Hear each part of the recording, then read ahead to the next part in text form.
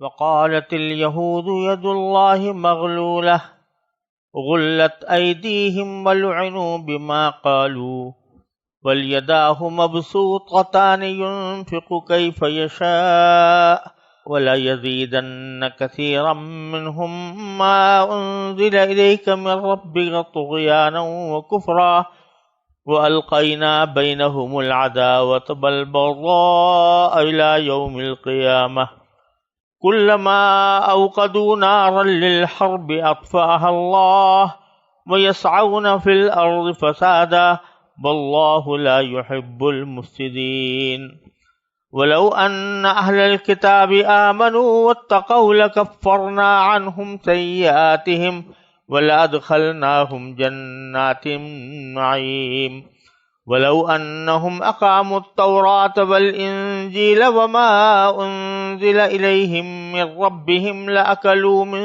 فوقهم ومن تحت أرجلهم منهم أمة مقتصدة وكثير منهم ساء ما يعملون يا أيها الرسول بلغ ما أنزل إليك من ربك وإن لم تفعل فما بلغت رسالته والله يعصمك من الناس إن الله لا يهدي القوم الكافرين۔ یہ سورہ مائدہ کی آیت نمبر 64 سے آیت نمبر 67 تک میں نے تلاوت کی ہے۔ ان آیات کا ترجمہ یہ ہے، اور یہودی کہتے ہیں کہ اللہ کے ہاتھ بندھے ہوئے ہیں۔ ہاتھ تو خود ان کے بندھے ہوئے ہیں، اور جو بات انہوں نے کہی ہے اس کی وجہ سے ان پر لعنت الگ پڑی ہے، ورنہ اللہ کے دونوں ہاتھ پوری طرح کشادہ ہیں، وہ جس طرح چاہتا ہے خرچ کرتا ہے۔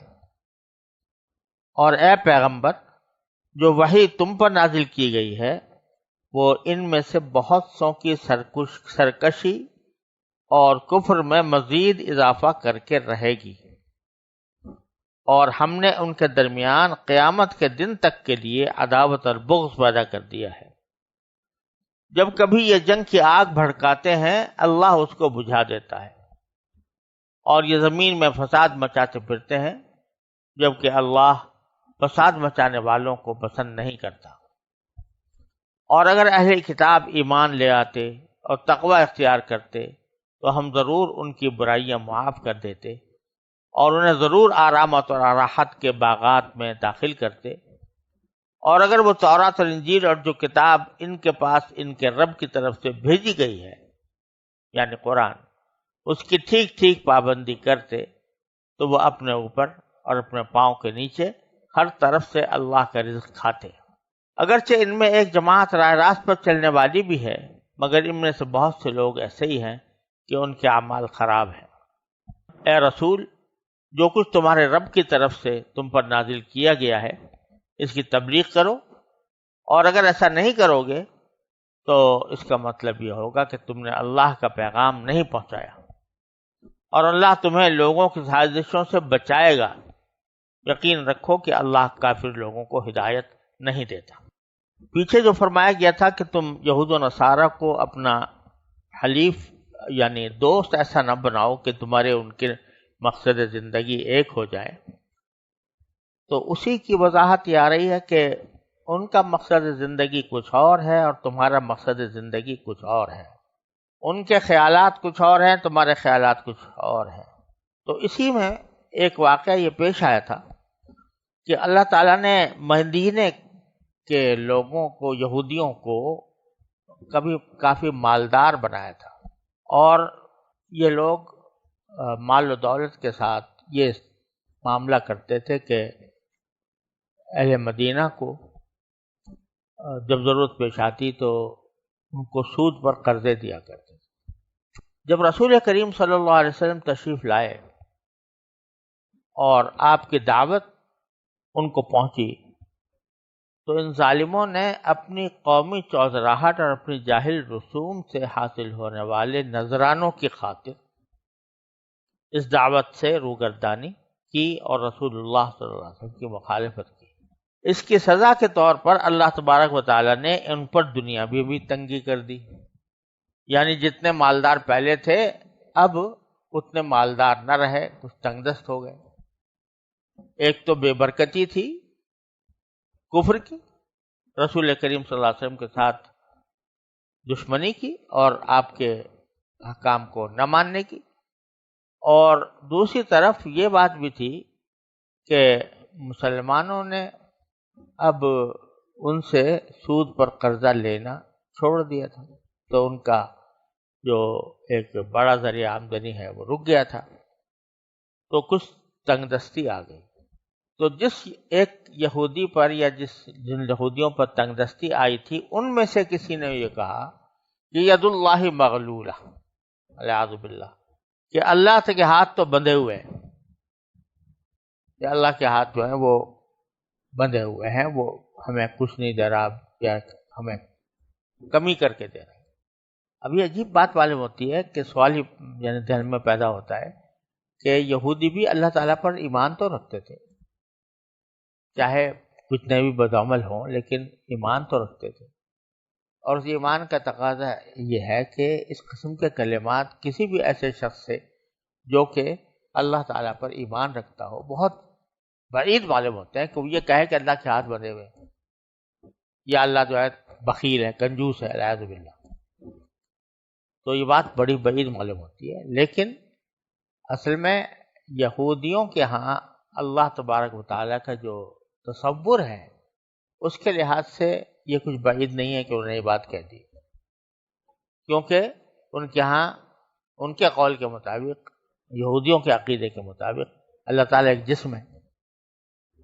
اللہ تبارک و تعالیٰ کو کبھی غلط فہمی بھی ہو جاتی ہے، اللہ تعالیٰ کو کبھی اپنی رائے سے رجوع بھی کرنا پڑتا ہے، اللہ تبارک و تعالیٰ جو ہے وہ کبھی ہنستا بھی ہے، روتا بھی ہے، اپنے کیے پر پشیمان ہو کر روتا بھی ہے۔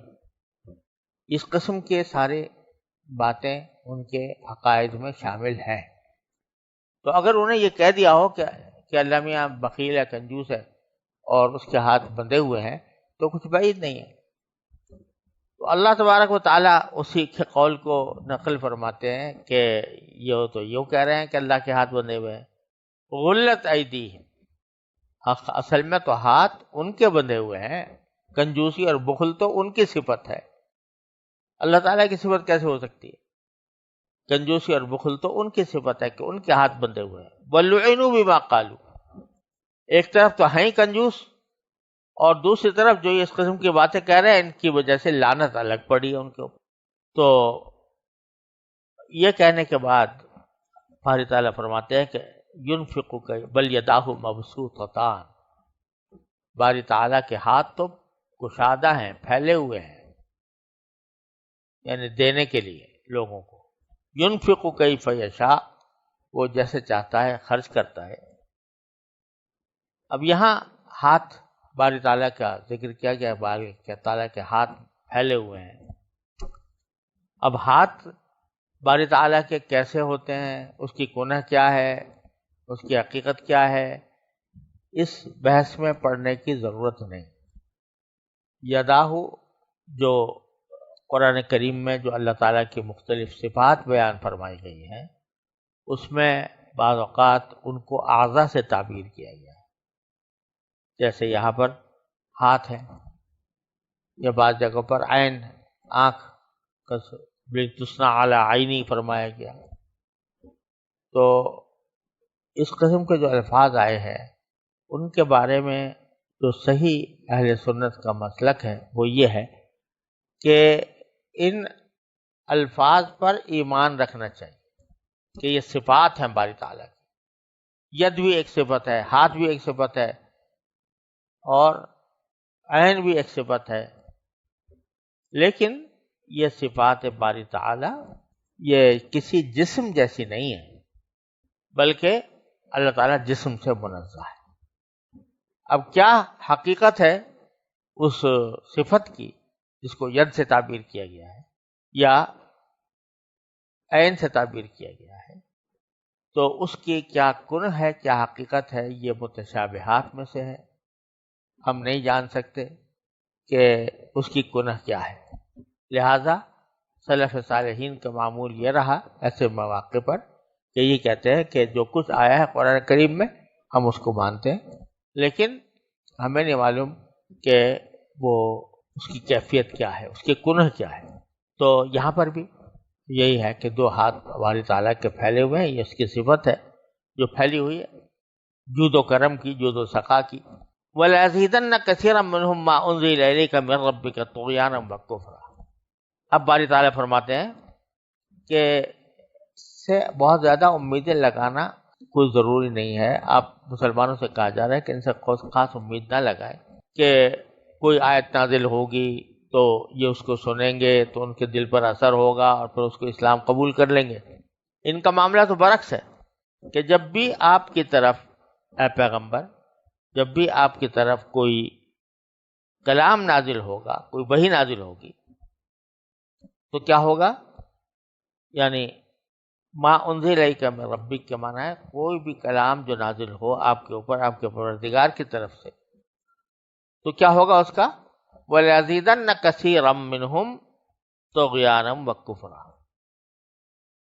کہ اس کے نازل ہونے سے ان کے سرکشی میں اور کفر میں مزید اضافہ ہو۔ ایک مزید اضافہ ہونے کی ایک وجہ تو یہ ہے کہ پہلے 10 آیتوں کا انکار کرتے تھے، اب 12 کا کریں گے۔ جب 10 کے بجائے 12 ہو گئیں، آیتیں نازل ہو گئیں، تو پہلے 10 کا انکار کرتے تھے، اب 12 کا کریں گے، تو گویا کفر میں اضافہ ہو گیا۔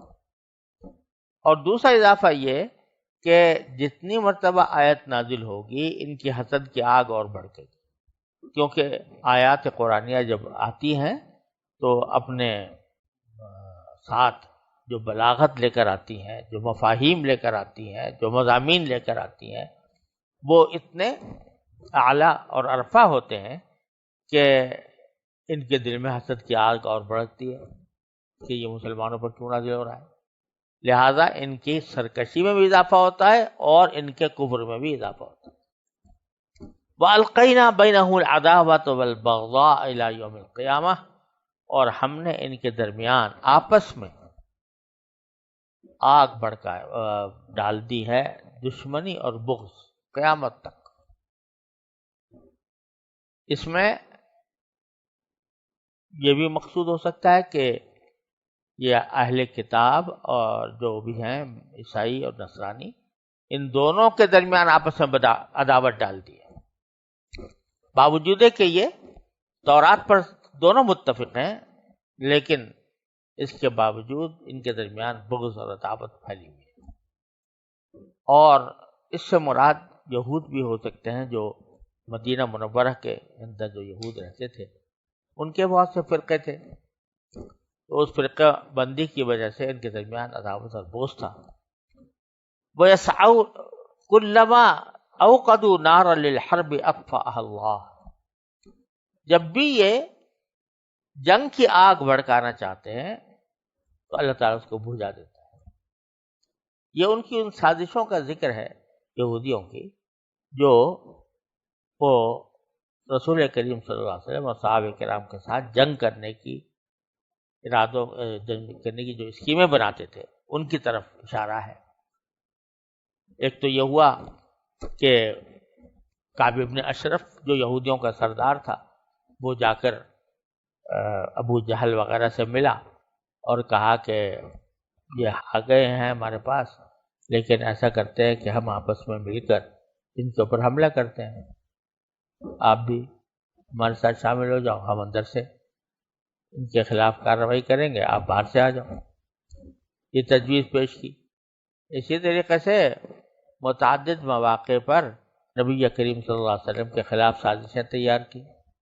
ایک مرتبہ رسول کریم صلی اللہ علیہ وسلم ان کے ہاں گئے، بنو قریظہ بنو نذیر کے درمیان کچھ مسئلہ تھا، اس کو سلجھانے کے لیے، صلح کرانے کے لیے انہوں نے پیچھے سے ایک آدمی بٹھا دیا کہ جب نبی کریم صلی اللہ علیہ وسلم یہاں پر تشریف فرما ہوں گے تو اوپر سے ایک چٹان آپ کے اوپر پھینک دے گا، والعیاذ باللہ، جس سے آپ شہید ہو جائیں گے۔ اللہ تعالیٰ نے حضرت جبرائیل علیہ السلام کو پہلے سے بتا دیا، سامنے رسول کریم صلی اللہ علیہ وسلم کو بتا دیا کہ ایسی سازش تیار کی جا رہی ہے، لہٰذا آپ وہاں بیٹھے ہی نہیں اور تشریف لے آئے۔ تو غرض اس طرح متعدد مواقع پر انہوں نے جنگ کی آگ بڑھ کر، غزوہ احزاب کے موقع پر انہوں نے یہود کی مدد کی، اندر سے پیچھے کی طرف سے اندر سے چھرا گھونپنے کی کوشش کی. تو ہر طرح سے یہ جنگ کے لیے مختلف طریقے اختیار کرتے ہیں اور چاہتے ہیں کہ جنگ کی آگ بھڑک جائے، لیکن اطفأ اللہ تعالیٰ اس کو بجھا دیتا ہے. اس سے معلوم ہوتا ہے کہ جنگ بذات خود کوئی پسندیدہ چیز نہیں ہے. بعض مرتبہ لوگ سمجھتے ہیں کہ جہاد یا قتال بذات خود مقصود ہے اور یہ مقاصد زندگی میں شامل ہے، اور جب تک قتال نہ ہو تو اس وقت تک گویا زندگی بیکار ہے. تو یہاں سے یہ بات معلوم ہو رہی ہے کہ جنگ بذات خود مقصود نہیں. جنگ آخر میں آتی ہے جب سارے حربے ناکام ہو جائیں، تو پھر اس وقت جنگ کی نوبت آتی ہے اور اس وقت میں مسلمان تلوار اٹھاتا ہے. لیکن بذات خود آدمی سمجھے کہ بھائی جنگ بذات خود اچھی چیز ہے، یہ درست نہیں ہے. یہ نہ قرآن کریم کا تقاضا ہے، نہ رسول کریم صلی اللہ علیہ وسلم کا تقاضا ہے. خود نبی کریم صلی اللہ علیہ وسلم نے غزوہ حدیبیہ کے موقع پر جو کفار مشرکین سے بات کی تو انہوں نے حضور اقدس صلی اللہ علیہ وسلم نے یہ فرمایا قریش سے کہ قد نہکتہم الحرب، کہ قریش کو جنگوں نے کمزور کر دیا. تو اس لیے میں چاہتا ہوں کہ آپ اور ہم امن و سکون کے ساتھ رہیں 10 سال تک کے لیے صلح آپ کرنا چاہیے. اور بظاہر دیکھنے میں جو شرائط صلح کی طے ہوئی تھیں وہ کمزور تھی، مسلمانوں کی کمزوری تھی ان میں، لیکن رسول کریم صلی اللہ علیہ وسلم نے اس کو گوارا فرمایا. تو معلوم ہوا کہ اصل چیز یا اصل مقصود زندگی لڑائی نہیں ہے. کلما عقدوا نارا للحرب اطفأها اللہ. اب باری تعالیٰ فرماتے ہیں کہ اب ہم جو یہ آگ بھڑکانے کی کوشش کرتے ہیں لڑائی کی، وہ تو ہم بجھا دیتے ہیں. تو اب کیا کرتے ہیں؟ وَيَسْعَوْنَ فِي الْأَرْضِ فَسَادًا. تو اب یہ زمین میں فساد پھیلاتے پھرتے ہیں. اور فساد سے مراد یہ غلط پروپیگنڈا، جھوٹ بولنا، اتہام لگانا، مسلمانوں کے خلاف سازشیں کرنا، جھوٹ موٹ باتیں کہنا، یہ ساری باتیں فساد کے اندر داخل. واللہ لا يحب المفسدین. اللہ تعالیٰ فساد کرنے والوں کو پسند نہیں کرتا. پھر اللہ تعالیٰ ایک مرتبہ پھر بڑے جیسے درد بندی سے بات کی جاتی ہے اس طرح یہ فرماتے ہیں کہ وَلَوْ أَنَّ أَهْلَ الْكِتَابِ آمَنُوا وَاتَّقَوْا لَكَفَّرْنَا عَنْهُمْ سَيِّئَاتِهِمْ وَلَأَدْخَلْنَاهُمْ جَنَّاتِ النَّعِيمِ وَلَوْ أَنَّهُمْ أَقَامُوا التَّوْرَاةَ وَالْإِنْجِيلَ وَمَا أُنزِلَ إِلَيْهِمْ مِنْ رَبِّهِمْ لَأَكَلُوا مِنْ فَوْقِهِمْ وَمِنْ تَحْتِ أَرْجُلِهِمْ. اب یہ بتلا رہے ہیں باری تعالیٰ کہ یہ تمہارے اوپر جو تنگ دستی پیش آئی ہے یہ معاذ اللہ تعالیٰ کے بخل کی وجہ سے نہیں بلکہ تمہارے اپنے عمل کی وجہ سے. اور اگر اہل کتاب وَلَوْ أَنَّ أَهْلَ الْكِتَابِ آمَنُوا وَاتَّقَوْا، اگر اہل کتاب ایمان لے آتے، تقوی اختیار کرتے تو کیا ہوتا؟ لَكَفَّرْنَا عَنْهُمْ سَيِّئَاتِهِمْ، تو ہم ان کی برائیوں کا کفارہ کر دیتے، برائیوں کو معاف کر دیتے. وَلَأَدْخَلْنَاهُمْ جَنَّاتِ النَّعِيمِ، اور ان کو ضرور داخل کرتے نعمت کے باغات. اور پھر آگے فرمایا وَلَوْ أَنَّهُمْ أَقَامُوا التَّوْرَاةَ وَالْإِنْجِيلَ، اگر یہ لوگ قائم کرتے تورات کو اور انجیل کو. تورات کو قائم کرتے یعنی تورات کے احکام پر عمل کرتے، انجیل پر کو قائم کرتے یعنی اس کے احکام پر عمل کرتے اپنے وقت میں. وَمَا أُنزِلَ إِلَيْهِمْ مِنْ رَبِّهِمْ، اور یہ جو اللہ تعالیٰ کی طرف سے کلام اب اتارا جا رہا ہے یعنی قرآن کریم، اس کو سیدھا کر اس پر عمل کرتے تو کیا ہوتا؟ لَأَكَلُوا مِنْ فَوْقِهِمْ وَمِنْ تَحْتِ أَرْجُلِهِمْ. تو یہ اپنے اوپر سے بھی کھاتے اللہ تعالیٰ کا رزق اور پاؤں کے نیچے سے بھی کھاتے. یہاں بتایا جا رہا ہے ان آیتوں میں کہ یہ جو تنگ دستی تم پر آئی ہے یہ تنگ دستی ویسے ہی نہیں آ گئی بلکہ تمہارے عمل کی وجہ سے. کہ جب رسول کریم صلی اللہ علیہ وسلم تشریف لے آئے تو تمہارا فرض تھا کہ تم ان کے اس پر ایمان لاتے اور ایمان لا کر ان کی اطاعت کرتے، لیکن تم نے بغاوت کا راستہ اختیار کیا، اس کی وجہ سے تنگ دستی تمہارے اوپر آئی۔ اب بھی ہم کہتے ہیں کہ اگر یہ ایمان لے آئیں، تقوی اختیار کر لیں، تو پھر اللہ تعالیٰ آسمان و زمین کے لیے دولتیں نازل کر سکتا ہے۔ اصل بات کہنے کی تو یہ تھی کہ اگر یہ ایمان لے آئیں اور تقوی اختیار کر لیں تو پھر ان کو تنگ دستی کا بھی شکوہ نہیں رہے گا، پھر ان کو اللہ تعالیٰ اتنا رزق دے گا کہ آسمان سے بھی برسے گا اور زمین سے بھی ابلے گا۔ لیکن کہنا تو یہ تھا، لیکن اللہ تعالیٰ نے اس سے پہلے ذکر کر دیا کفرنا عنہم سیئاتہم وادخلناہم جنات النعیم، یہ بتانے کے لیے کہ آدمی کو ایمان اور اطاعت وہ دنیاوی مفاد کی خاطر نہیں کرنی چاہیے۔ ہوگی ضرور دنیا میں مفاد بھی حاصل ہوگا، لیکن جو اصل بات ہے ایمان لانے کا مقصد یہ نہیں ہونا چاہیے کہ اس کے نتیجے مجھے پیسے بڑھ جائیں گے، دولت بڑھ جائے گی۔ لہٰذا پہلے ہی ذکر کیا کہ اگر وہ ایمان لے آئیں گے اور تقوی اختیار کریں گے تو ہم ان کے گناہ معاف کریں گے، ان کو جنت میں داخل کریں گے۔ تو انسان کو چاہیے کہ جب وہ نیک اعمال کر رہا ہو تو اس کی اصل نگاہ کائے پر ہو؟ آخرت پر ہو، کہ وہ آخرت میں مجھے جنت عطا ہوگی، اس لیے پہلے اس کا ذکر کریں۔ حالانکہ سیاق کلام یہ بتا رہا تھا کہ جو تنگ دستی ان کے اوپر آئی تھی وہ ایمان کو چھوڑنے کی وجہ سے آئی تھی، اور یہ کہہ رہے ہیں کہ اللہ تعالیٰ کہ اگر وہ تم یہ حرکتیں چھوڑ دو تو تمہیں دنیا کی تنگ دستی بھی دور ہو جائے گی۔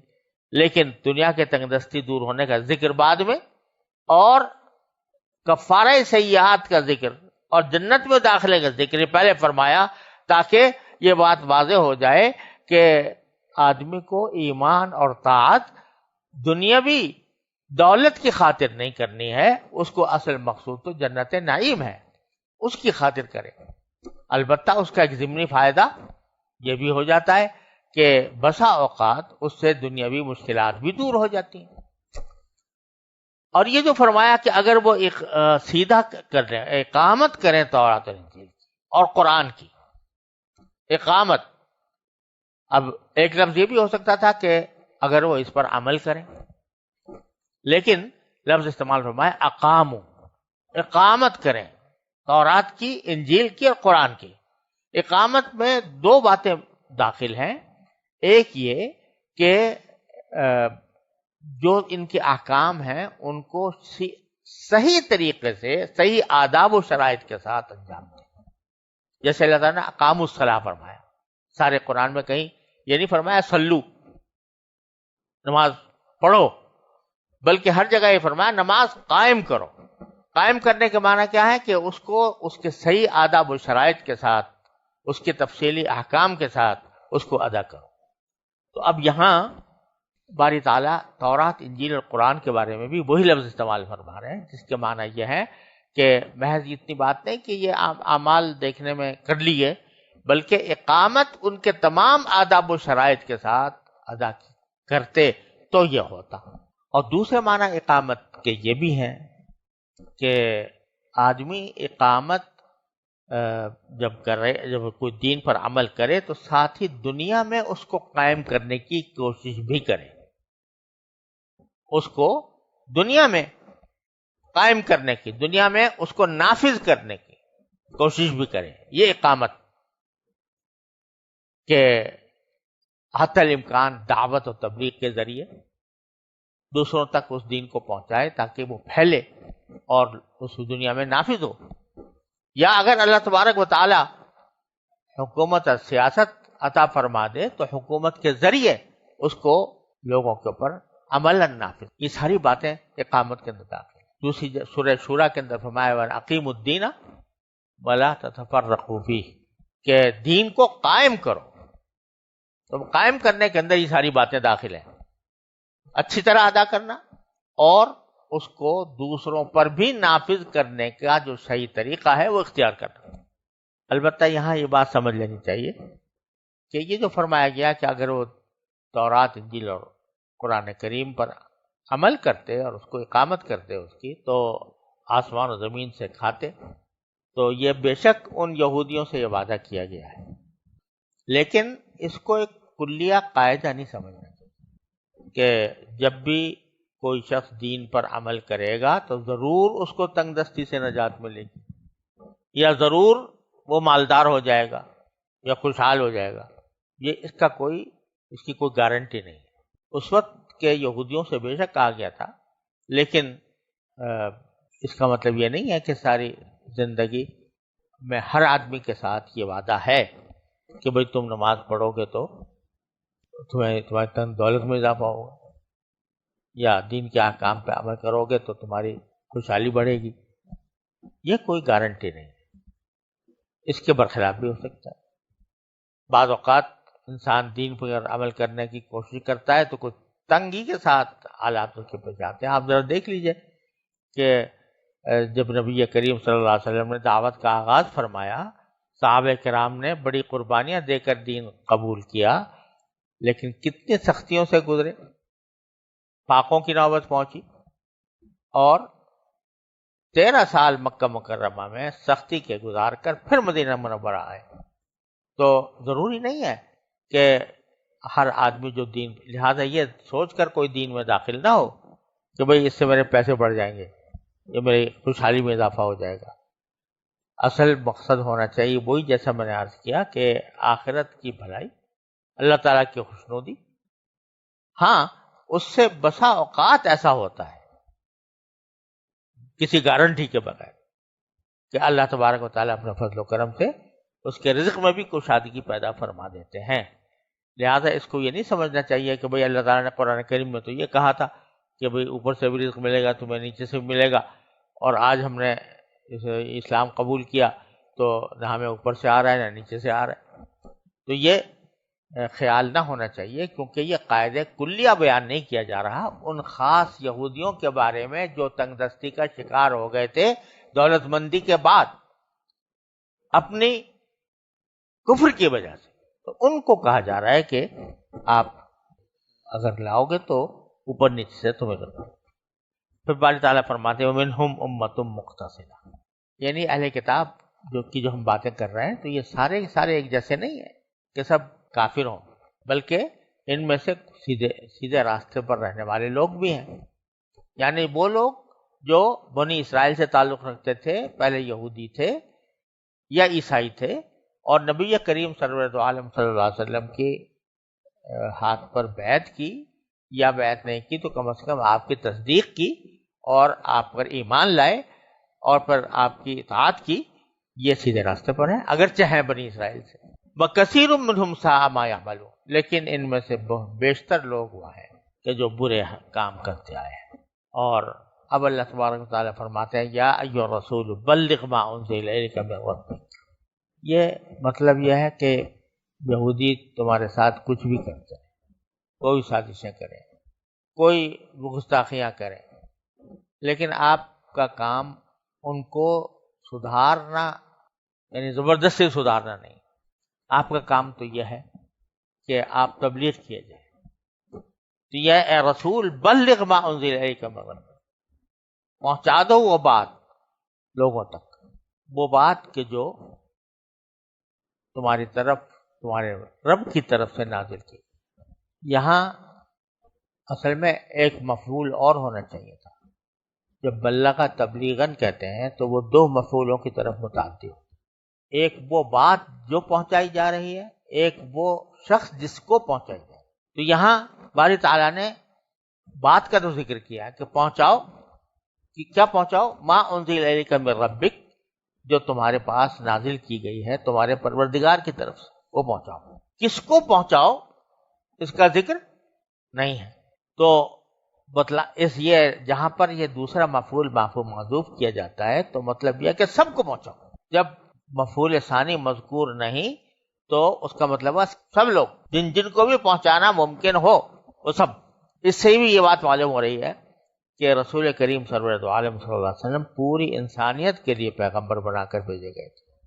تمام انسانوں کو پہنچانا آپ کے فرائض منصبے میں داخل تھا. وَإِن لَّمْ تَفْعَلْ فَمَا بَلَّغْتَ رِسَالَتَهُ، اگر آپ نے ایسا نہ کیا، یعنی تبلیغ نہ کی بفرض محال، فَمَا بَلَّغْتَ رِسَالَتَهُ، تو اس کا مطلب یہ ہوگا کہ تم نے اللہ کا پیغام نہیں پہنچایا. ابھی دیکھو بظاہر یہ مبتدا خبر ایک ہی ہو رہے ہیں، موضوع محمول ایک ہو رہے ہیں کہ اگر تم نے تبلیغ نہ کی تو تم نے پیغام نہیں پہنچایا. تو اگر اس کو سادہ لفظوں میں کہیں تو یوں بنے گا کہ اگر تم نے تبلیغ نہیں کی تو تم نے تبلیغ نہیں کی. لیکن یہ ایک پیار ہے اور اس پیار کے انداز میں بات کی جا رہی ہے. اول تو رسول کریم صلی اللہ علیہ وسلم کا تبلیغ نہ فرمانا یہ ناممکن، لیکن فرض محال کے طور پر ایک بات کہی جا رہی ہے کہ اگر تم نے نہ کیا، یہ فرض محال کے طور پر. اب اگر جو فرض محال ہے تو کوئی لمبی چوڑی سزا بیان کرنا یا اس کا کوئی بہت بڑا نتیجہ بیان کرنا، یہ اس پیار کے خلاف ہے جس پیار کے ساتھ یہ بات کی جائے.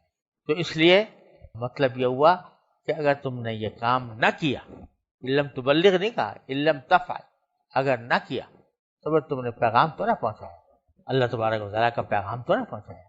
تو یہ پیار ہے اللہ تبارک و تعالیٰ کی طرف سے ایک فرض محال کے طور پر جو بات کی جا رہی ہے اس کو بھی پیار سے کہا جا رہا ہے. علم تفعل فما بلغت رسالت.